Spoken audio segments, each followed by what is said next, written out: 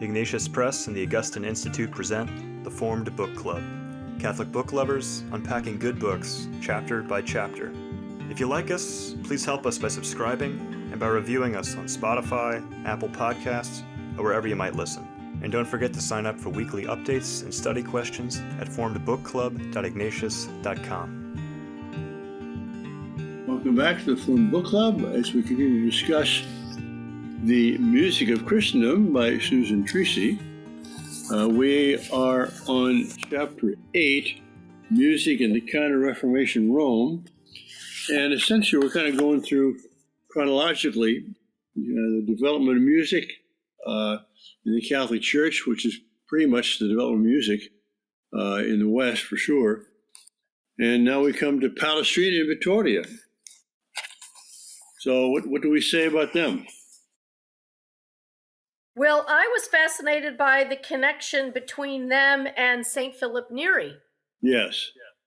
I knew nothing about that. And so does anyone want to comment at all about that? Well, I mean, the first thing I have highlighted in the chapter is Pope St. John Paul II's, what he said of Palestrina. He said it would seem that after a troubled, this is page 64, by the way, it would seem that after a troubled period, the Church regained a voice made peaceful through contemplation of the Eucharistic mystery, like the calm breathing of a soul that knows it is loved by God. So, first of all, I think they're beautiful words by St. John Paul II about Palestrina, but I think also reminds us, that every century in the Church's history is troubled. And of course, the 16th century more than most, with the Protestant Reformation and what have you, and decadence within the Church.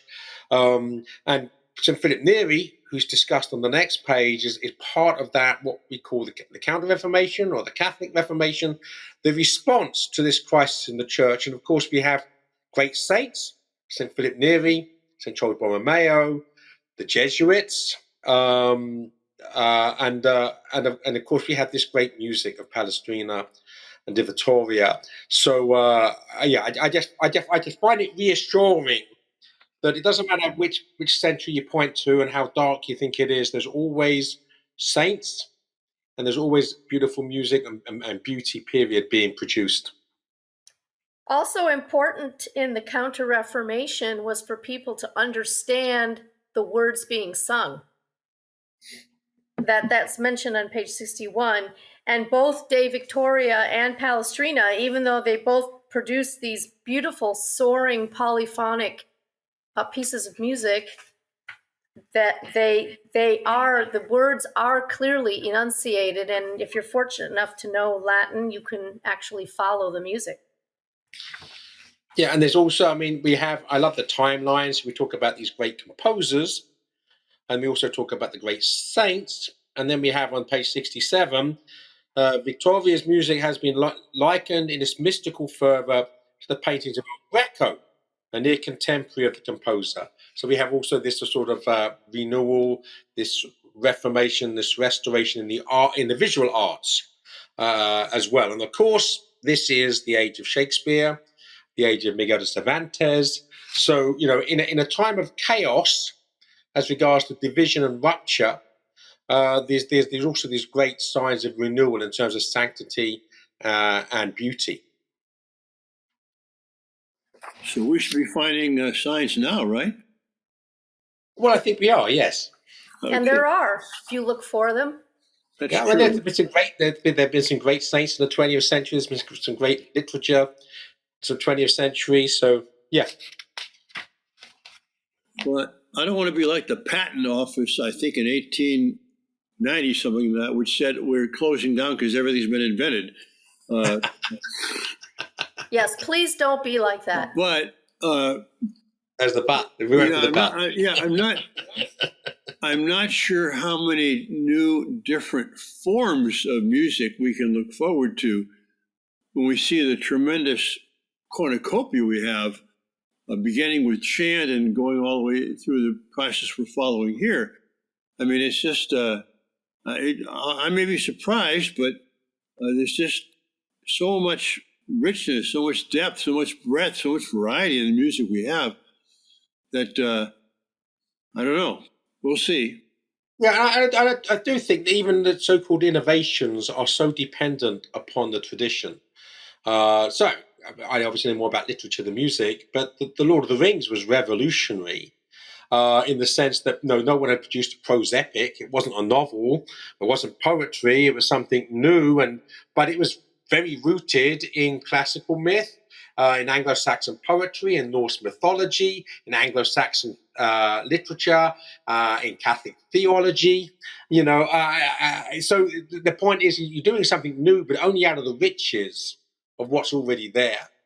As a professional dancer once told me, there are only so many things you can do with your feet. And so all of the dance forms throughout the world, whether it's folk dance or whether it's even classical ballet, there are actually very few positions of the feet. And yet, look at this tremendous variety, right? So, Yeah. Yeah, paradox. Well, it's a bit like fashion too. I mean, you can do so much, but at a certain point, you got 2 arms and 2 legs and everything. I mean, you can put different phrases on your T-shirt. That makes that different. But well, as one fashion designer said, this was when the mini skirt was out and maxi skirts were in. If you notice, like we went in the 1960s, we went from the mini to the maxi. And one designer said, the hemlines can only go so high and have it still be called a skirt. So the only place for them to come now, as the fashions change, is down. Well, maybe like cooking too. I mean, there's myriads of recipes and lots of foods which we're not used to. Different kinds of exotic foods. But when you come down to it, there's a certain number of ways of cooking, and you get a lot of variety. But still, pasta is pasta. All right. Speaking of pasta, I'm sure that's part of the Counter Reformation. Let's go to the chapter 9, the Catholic Composers and the Reformation in England. This is a chapter I noted on the top that for the kind of genre we intended this book to be, kind of what everyone needs to know about something, I think it's a bit unnecessarily difficult and detailed, but valuable as we go through it. Well, I thought since Joseph is our resident England expert, that he would maybe lead us through this chapter. Okay, well, I was about to defer to you, but as you defer to me, let's move forward. I mean, I'm obviously very pleased with this chapter. I think that Susan's done an extremely good job with it. Again, I don't really understand a lot of the more technical musical stuff, but obviously William Byrd and Thomas Tallis are the 2 giants of English polyphony, and that's what she focuses on mostly here. It says in 1575, this is the bottom of page 70, 1575, the Queen granted a 21-year monopoly for printing music to Byrd and Tallis. Now, Byrd and Tallis were both Catholics, and fairly unabashedly so. The Queen, although she knew that, was quite happy to basically put them in charge of music printing and publication under her reign. So we have to understand that things are a little bit complex. So William Byrd and his wife were fined for their recusancy, for refusing to attend Anglican services. And on the Queen's orders, her Attorney General, her chief lawyer, ordered the authorities to leave them alone.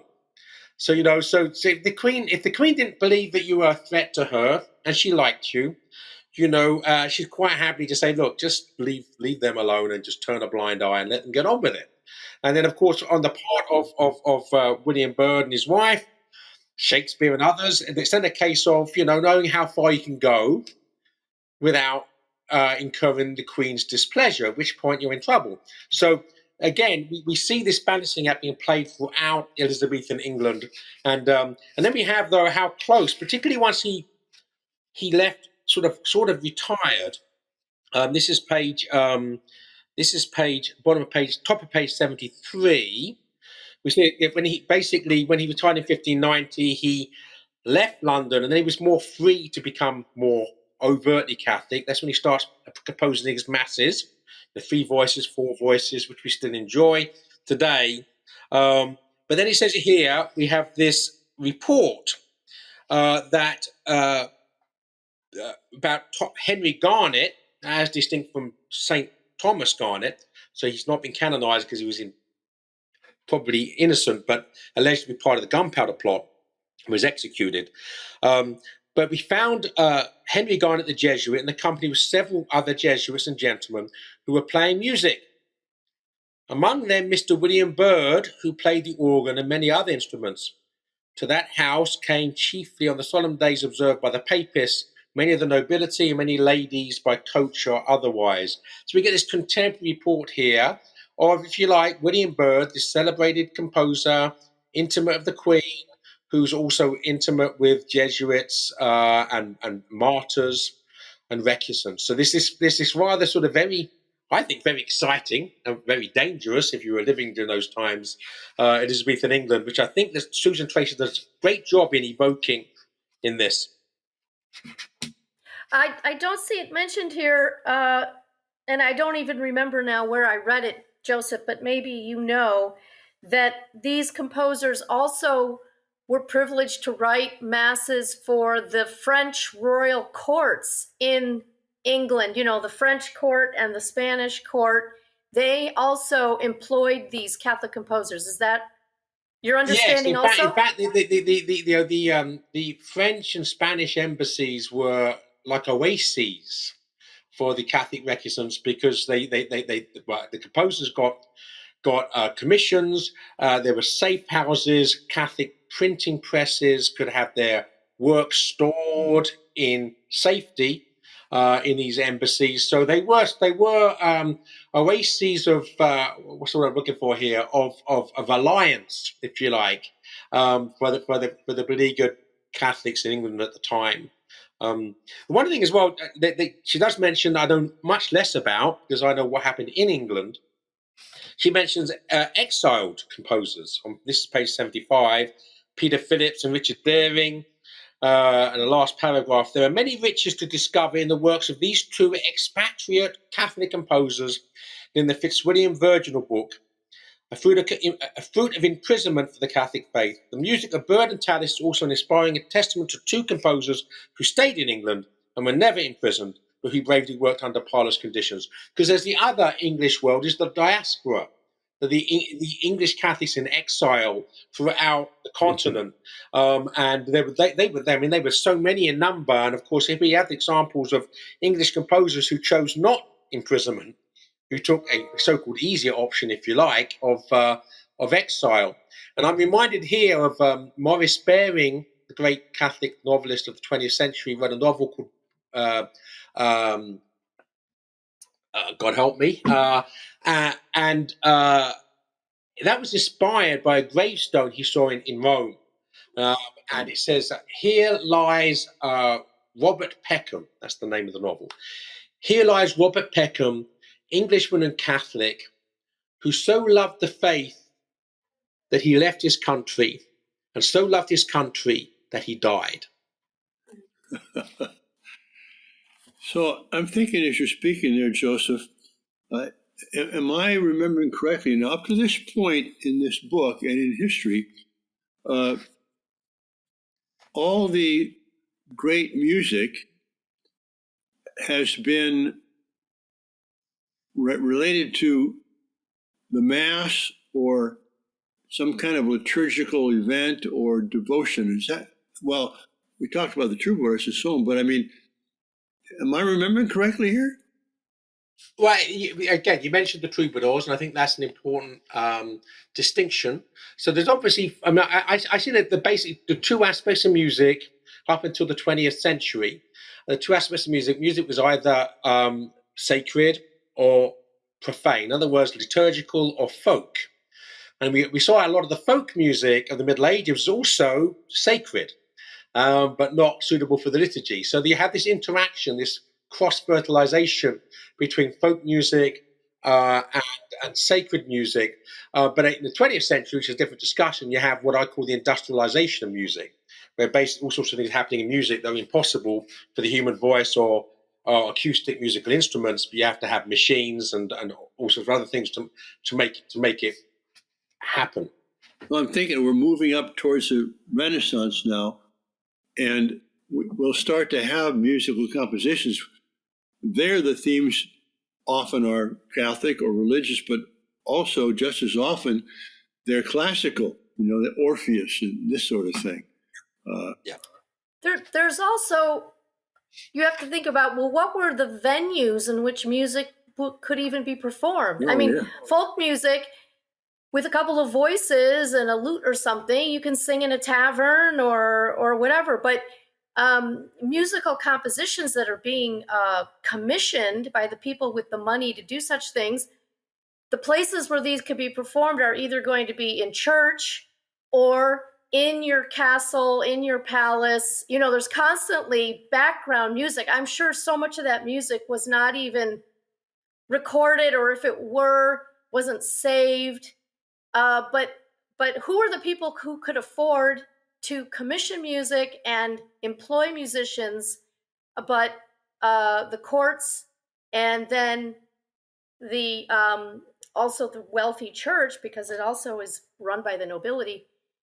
So as music becomes something that the middle class can partake of, by the time we get to Handel now, you have public theaters in big cities. And now, middle class people, the growing middle class, they can buy tickets and go and listen to Handel's Messiah. But prior to that period, the middle class, who were they, and could they afford anything but music by their own fireside or down at the pub, right? So you have to put it in context. Who's paying for the music, and what venues in which it's being performed? Well, that's a very interesting point, because we tend to get locked into our own century, our own way of looking at things. But what you said about music is true of hospitals too. In French, they're called Hôtel Dieu, God's hotel. Hospitals didn't begin as institutions separate from the church, but they were actually run by the church, because at the time there weren't civil, entities that took care of people like that, or orphanages. So, but then as society grew, and with the Renaissance and Enlightenment and so on, a lot of these formerly sacred venues, both for caring for the sick and playing music, became more widely universalized, seems to me. Well, one caveat there is that a lot of these, particularly the state involvement in things such as health, was a consequence of socialism, which is much more recent. And particularly once you shut down the church, which is such in the French Revolution, for instance, then if you all the things the church was doing, where someone's got to do it now, where the state's going to start doing it. So, there were public England, hospitals. The same thing. 19th century, the rise of socialism, the state basically took over the health system, the education system, and all the things that had been done privately by the church became nationalized, shall we say. Well, even in the Victorian era, as you know, there was a movement afoot to try to help care for the sick, house the poor, educate the poor, and so on. This predates Marxism, and actually, because now that you've got teeming masses of people living in the cities, that does come to the attention of public authorities. Now, you could argue also that, during the Reformation, the closing of the monasteries, many of the houses that cared for the sick and the poor and so on had been destroyed, right? Basically, the state found itself with a problem because it closed down all the hospitals in 16th century England, and then you got all these beggars walking around the street, and they got rising crime and what have you, and you then have to deal with that through whatever means. Because churches but there's also big economic changes happening too, with people moving from the countryside into the cities, and so I think a lot of these things you have to look at as a multifactorial phenomenon. Again, it's not disconnected, because in England, which really began that mass migration to cities, it was because once they took the land away from the monasteries and put it in the hands of the rich, the rich then enclosed all the common land, which is where the poor grazed their animals. Well, if you've got nowhere to graze your animals, you can't support yourself in the countryside anymore. So, of course, you go cap in hand and begging to the city. So it's all connected to the Reformation. Okay. Well, this is good because you're showing the connections between what's happening in music and what's happening elsewhere. Chapter 10, Monteverdi, a composer astride 2 centuries, the 16th and the 17th, I take it. So this Yeah, is it's what you said, Father. This is very much the new classicism, the new humanism, the fruits of the Renaissance, changing into what we might call the Enlightenment. So February 1607, Monteverdi's L'Orfeo, so Orpheus, and then we have Return of Ulysses. Very much inspired by this classical inheritance from ancient Greece. Yeah, I like this distinction between the prima pratica and the seconda pratica. The first being Palestrina, Victorian Bird, is on bottom of page 78 here, in which it was mainly the music dominated, whereas Secunda Pratica, in which on page 79 there, the music serves the words. And so there was kind of a shift there in emphasis in the music, and Monteverdi apparently is one of the ones that led that. And then on that same page 79, this fellow Caccini pioneered the new vocal style known as monody. Monody, monos meaning one and odos meaning a song. A solo song with simple chordal accompaniments. Sounds like Thomas on the guitar, where we sing and he plays the chords for us.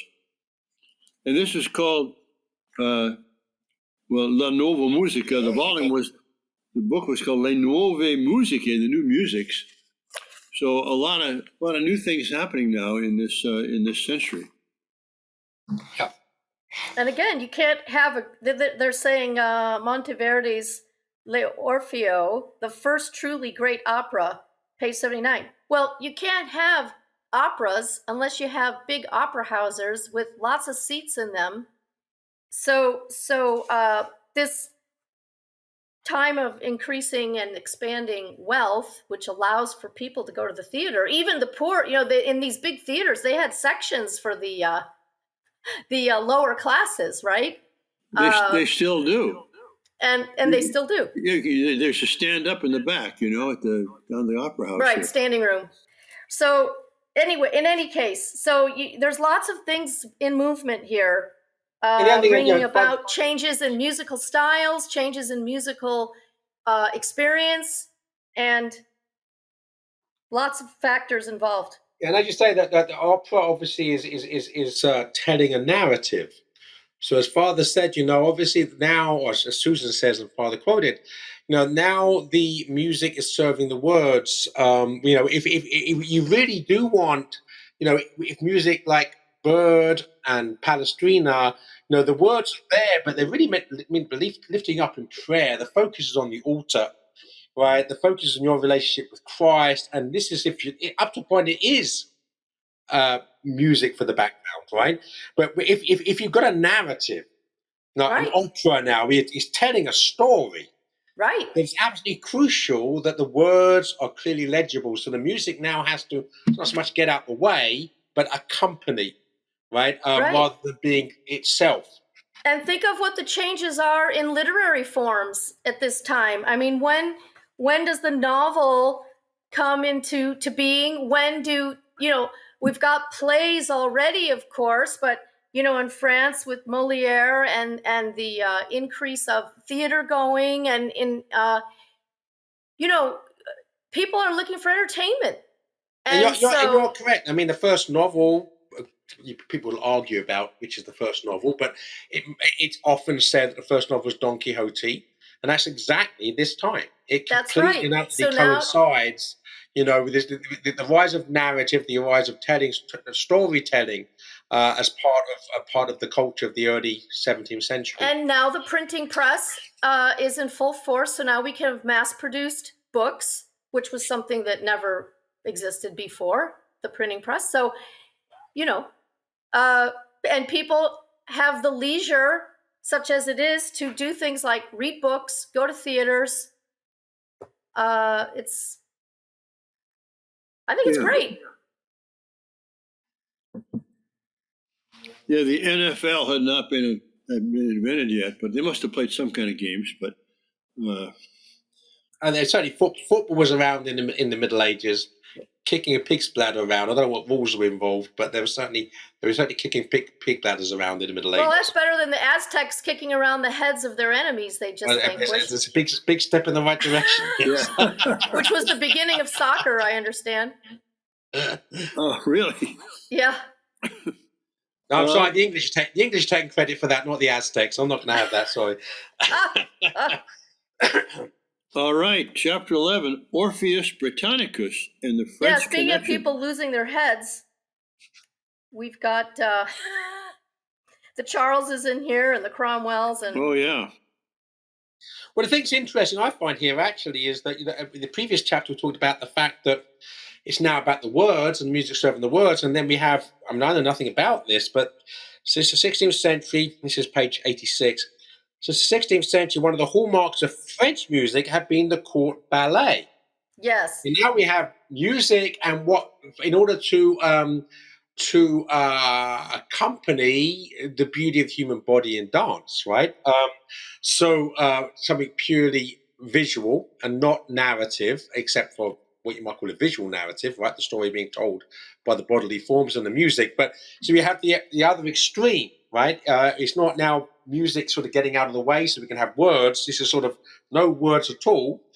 So we can have music as an expression of the beauty of the human body in movement, or the other way around, beauty of the human body in movement as an expression of the beauty of music. And the court ballet grew out of the very, very stylized court gestures that the French took to this whole level of, these profound bows and these poses and all this business, to have this now move into become an actual dance form that you have to train dancers to do. But it came out of the court gestures, not jesters. Could we address the issue of decadence here, though? Yes, you could. In other words, to what extent is this a case of culture not just getting ripe, but getting overripe, and then beginning to smell a little bit? So I love ballet insofar as I know it, and I'm certainly not an expert. It's obviously beautiful. But this mannerisms from the court and courtiers, those gilded butterflies, as Shakespeare says in King Lear, these gilded butterflies that just are self-serving and doing all these mannerisms in order to self-serve, serving the monarch in order to serve themselves. This sort of decadence then becomes stylized in a form of art. And so there's that element, I think, when we get to the 17th and 18th centuries of a decadence that I think is the harbinger of doom in terms of things such as the French Revolution. Yes, but look at the bright side on page 86 at the bottom. King Louis XIV loved ballet to such a degree that he danced frequently in court productions, including roles in 3 of Moliere's comedy ballet. Wouldn't it be great to see Donald Trump or Joseph Biden, doing a ballet? It would, but that does somewhat serve my point. I mean, I'm imagining, I don't know, maybe he was a great dancer, but I'm imagining he wasn't a great dancer and no one had the courage to tell him otherwise. So they're all sort of clapping politely when he's really making a fool of himself, right? I mean, this is a further example of this decadence of which I'm alluding. You're right, but we have to remember that dancers in courts of kings and princes is nothing new. I mean, think of Salome dancing before King Herod, exactly. or whatever. I'm not against dancing. Don't get me wrong.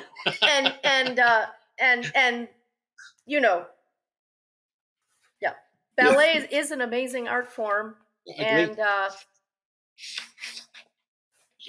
one that I appreciate. This little historical note, page 89, I didn't know this. One of the signature genres of French Baroque music is the ouverture, or French overture. Well, actually, the French is ouverture, but anyway, which originally was meant to accompany the entrance of the king prior to the beginning of an opera. I noted that too. I thought that was very interesting. Yeah. And it absolutely reinforces what you were saying, Vivian, right? That this bit will be a manifestation of court gestures. Mm-hmm. The only thing I want to say about this chapter is, again, the how things can be used for propaganda purposes. So, page 90, this is Nathan Tate writing the libretto to Purcell's Aeneid, retelling of Virgil's Aeneid, and about a third of the way down the page, in Tate's retelling of the story, an evil sorceress and her enchantresses conspire to destroy Carthage. They hate Dido and dispatch their trusted elf, disguised as Mercury, to convince Aeneas to abandon Dido and sail on to Italy. The faux Mercury will surely have the authority to persuade Aeneas to leave Dido. The sorceress and her infernal crew break out in some ghoulish laughter. So all of a sudden, Rome, of course, the founding of Rome is the enemy, and it's only through witchery, witchcraft, sorcery, the devil, that hoodwinks Aeneas to leave glorious Dido and glorious Carthage. In other words, the demonizing of Rome. So all of a sudden, we have to invert the meaning of the Aeneid in order to serve the anti-papist agenda of the English government at the time. Well, that's all right. The Aeneid was political propaganda to start with. So, Agreed. Agreed. You know, I mean, so what? I mean, people are putting their ideas into what they're writing all the time to serve their purposes. I'm not saying it should be banned, but I do think when we see anti-Catholic propaganda, we should point it out. Yeah. Is this necessarily anti-Catholic? Yes, if you know anything about England at that time, this is exactly what it is. That's why the founding of Rome is something which is the work of the devil. The founding of pagan Rome is considered the work of the devil, really? Well, they were hardcore. It's not pagan Rome here, is it? But Rome is being used as an allegory, as a metaphor for the Church of Rome. Well, you could also argue that it's propaganda in the sense of elevating romantic love, whereas the story of Aeneas is a cautionary tale about Eros, because Dido is distracting Aeneas from his mission, right? And he needs to overcome the temptation to carry on what he's doing, right? And so you could say that recasting this story as needing outside mischief to break them apart is a very different motivation. I have no problem with that, but there's a big difference between either or and both and. Yeah, there's a difference in meaning for sure. Whether it's the Rome or the... Well, there's no doubt at all. If you know anything about English history, there's no doubt at all that this is an anti-Catholic polemic. But that doesn't mean it's also an evocation of romantic love. I mean, it could be both. It could be both. Yeah. This is wonderful. I think we should probably terminate here because time is getting on, but we'll start next week with chapter 12, The Red Priest, Vivaldi. I have a few comments to make about him, not his music, but as a priest. So we'll see you all again next week, our loyal listeners and watchers of the Reformed Book Club. God bless you. If you enjoyed this discussion, please help spread the word about the Reformed Book Club by subscribing to the podcast and writing a review. You can sign up for weekly updates at formedbookclub.ignatius.com.